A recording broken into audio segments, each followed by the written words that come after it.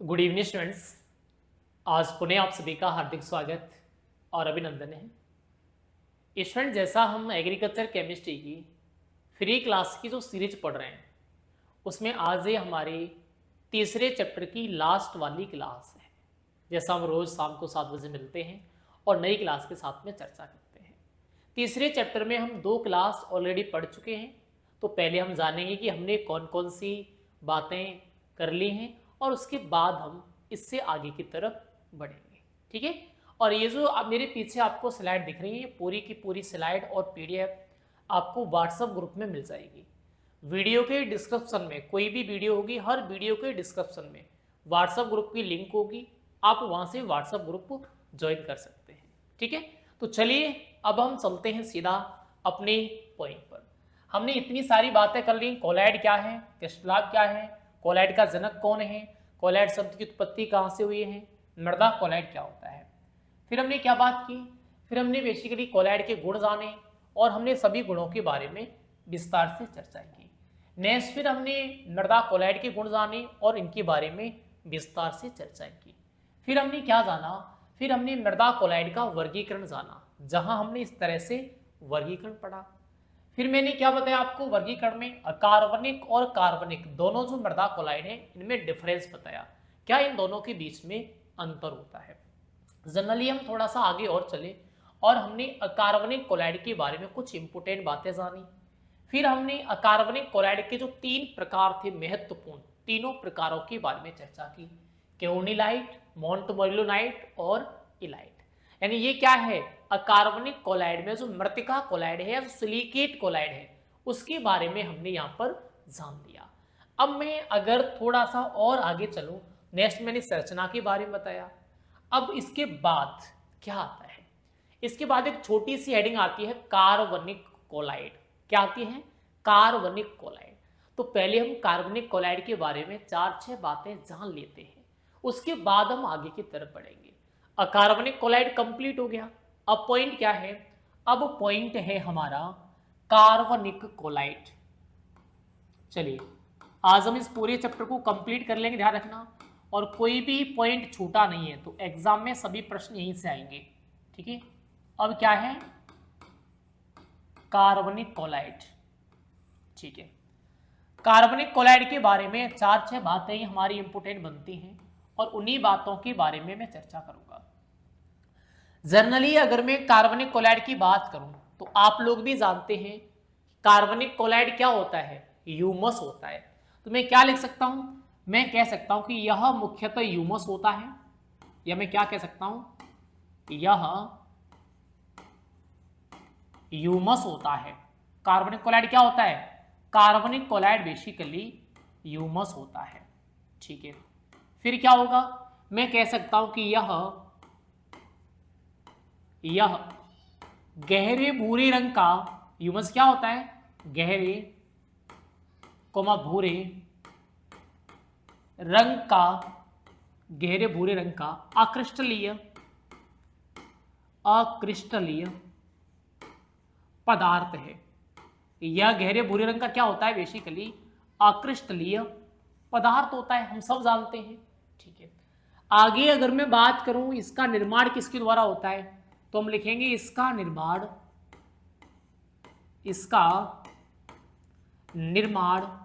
किससे होगा, तो बेसिकली मैं कहूंगा कार्बन, हाइड्रोजन व ऑक्सीजन से होता है। इसका निर्माण किसके द्वारा होगा, कार्बन, हाइड्रोजन व ऑक्सीजन से होता है। ठीक है। नेक्स्ट में अगर बात करूं इसमें जो ऋणायन है, ऋणायन कौन कौन से होते हैं, तो हम कह सकते हैं इसमें ऋणायन 2 होंगे। एक तो मैं अगर बात करूं COOH और एक में अगर बात करूं तो OH-। इसमें 2 ऋणायन होते हैं, COOH और OH-। नेक्स्ट में क्या कह सकता हूं, नेक्स्ट में आगे कह सकता हूं इसकी जो धनायन विनिमय क्षमता या CEC है वो कितनी होती है, 150 से लेकर के 300 सेंटीमोल प्रति किग्रा, या फिर मैं क्या कहूंगा 200 सेंटीमोल प्रति किग्रा। अब आपसे 1.5 नंबर से ज्यादा का सवाल तो आएगा नहीं आएगा तो हम कितना लिखेंगे, हम सिर्फ इतना लिखेंगे कार्बनिक क्लोराइड में। हम क्या लिखेंगे कि यह सामान्यतः ह्यूमस होता है, यह गहरे भूरे रंग का अक्रिस्टलीय पदार्थ है। ठीक है, इसका निर्माण कार्बन, हाइड्रोजन और ऑक्सीजन से होता है। इसमें ऋणायन का मुख्य स्रोत COOH और OH- है। इसकी धनायन विनिमय क्षमता 150 से 300 सेंटीमोल प्रति किलोग्राम होती है।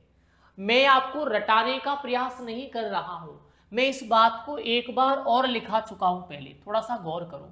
मैंने कहां लिखाया, जब मैंने यहां आपको अकार्बनिक और कार्बनिक मृदा कोलाइड में अंतर लिखाया, तब भी ये बातें मैंने यहां लिखाई। आप यहां से भी डायरेक्टली लिख सकते हो। आपसे अगर प्रश्न पूछा गया कार्बनिक कोलाइड को समझाइए, तो हम डायरेक्टली लिख सकते हैं कि यह सामान्यतः ह्यूमस होता है। इसका निर्माण कार्बन, हाइड्रोजन और ऑक्सीजन से होता है। इसमें ऋणायन का स्रोत COOH और OH- होते हैं। इसकी धनायन विनिमय क्षमता 200 सेंटीमोल प्रति किलोग्राम होती है। इसकी जल धारण क्षमता अधिक होती है।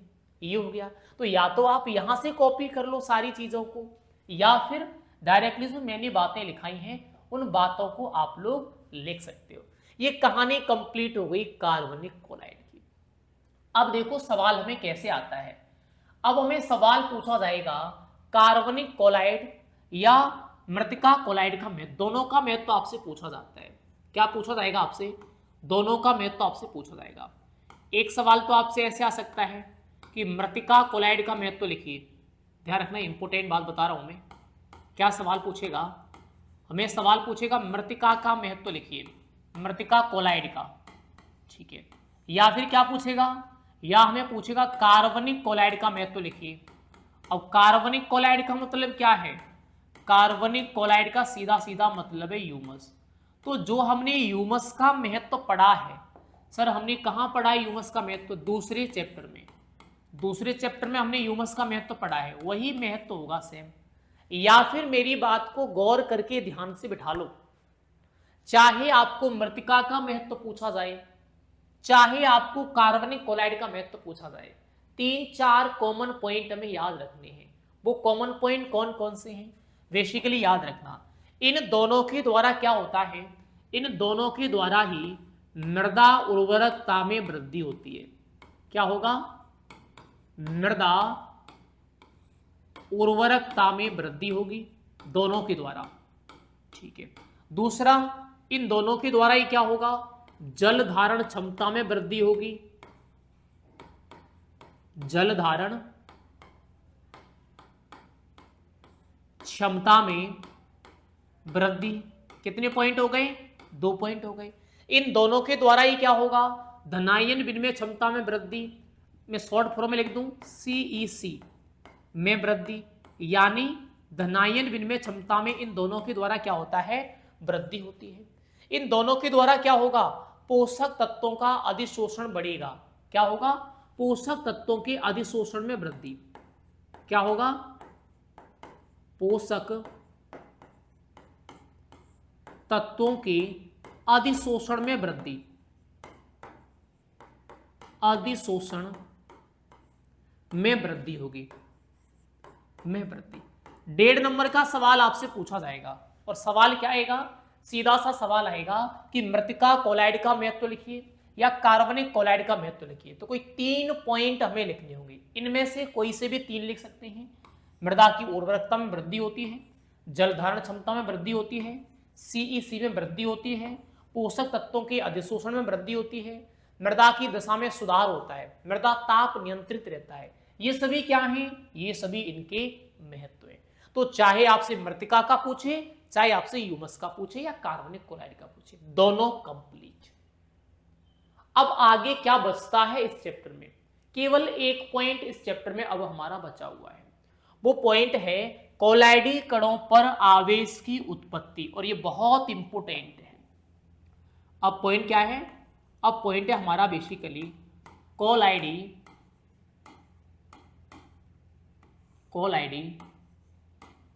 कणों पर आवेश की उत्पत्ति। बहुत अच्छा पॉइंट है, ध्यान रखना, आवेश की उत्पत्ति। चलिए अब इसको हम समझेंगे, कोलाइडी कणों पर आवेश की उत्पत्ति कैसे होती है। अच्छा, मैंने पढ़ा दिया है आपको, पहले मुझे ये बताओ कोलाइडी कणों पर कौन सा आवेश पाया जाता है? जिनको पता हो वो कमेंट कर दो। कोलाइडी कणों पर कौन सा आवेश पाया जाता है? इस चैप्टर में पढ़ा चुका हूं। मैंने क्या बताया? कोलाइडी कणों पर आवेश पूछा जाए, मृतिका पर आवेश पूछा जाए, मिट्टी पर आवेश पूछा जाए, ह्यूमस पर आवेश पूछा जाए, चारों में से किसी पर भी आपको आवेश पूछा जाए तो कौन सा आवेश पाया जाता है? ऋणावेश पाया जाता है, यानी माइनस चार्ज होता है। ठीक है, अब इस चार्ज की उत्पत्ति कैसे होती है थोड़ा सा हम ये देखेंगे। तो 2 पॉइंट हमें आते हैं। कितने पॉइंट आते हैं? 2 पॉइंट। इसमें से अगर मैं सबसे पहले पॉइंट की बात करूं तो सबसे पहला मेरा पॉइंट क्या है? सबसे पहला मेरा पॉइंट है बेसिकली खुले क्रिस्टलीय किनारे। पहला पॉइंट क्या है? पहला पॉइंट है मेरा खुले क्रिस्टलीय किनारे। अब खुले क्रिस्टलीय किनारे का मतलब क्या होता है, थोड़ा सा पहले इसको हम समझ लेते हैं। आपकी किताब में अच्छे तरीके से दिया नहीं है। खुले क्रिस्टलीय किनारे का मतलब क्या है? मान के चलो मैं बात करूं सोडियम। ठीक है, सोडियम का परमाणु क्रमांक कितना होता है? 11 होता है। और इसके परमाणु कैसे होते हैं? 2, 8 और 1 ऐसे तो होते हैं। अंतिम कोश में कितने इलेक्ट्रॉन है? 1। अंतिम कोश में कितने इलेक्ट्रॉन? 1। अष्टक पूरा करने के लिए तो इसका तो पूरा है अष्टक, ये तो इस एक को त्याग देगा। क्या दे देगा? त्याग देगा। तो ये किसी को दे देगा तो इस पर क्या आ जाएगा? प्लस चार्ज आ जाएगा। क्या आ जाएगा? Plus charge. तो इस पर तो प्लस आ गया। ऐसे ही मैं बात करूं क्लोरीन का कितना होता है? 17। अब क्लोरीन में परमाणु कैसे होते हैं? 2, 8 और 7। यानी अंतिम कोश में कितने हैं? 7। होने कितने चाहिए? 8। तो ये क्या करेगा? ये दूसरे से लेगा। अब हम कह सकते हैं कि इसके जो किनारे होंगे वो खुले हुए होंगे। खुले हुए का मतलब ये कोई भी आएगा उससे चिपक जाएगा, यानी ये किसी से भी चिपक जाएगा। एक से चिपकेगा तो ये दूसरे से लेगा तो इसके ऊपर उधारी हो गई, यानी माइनस का चार्ज आ गया इसके ऊपर।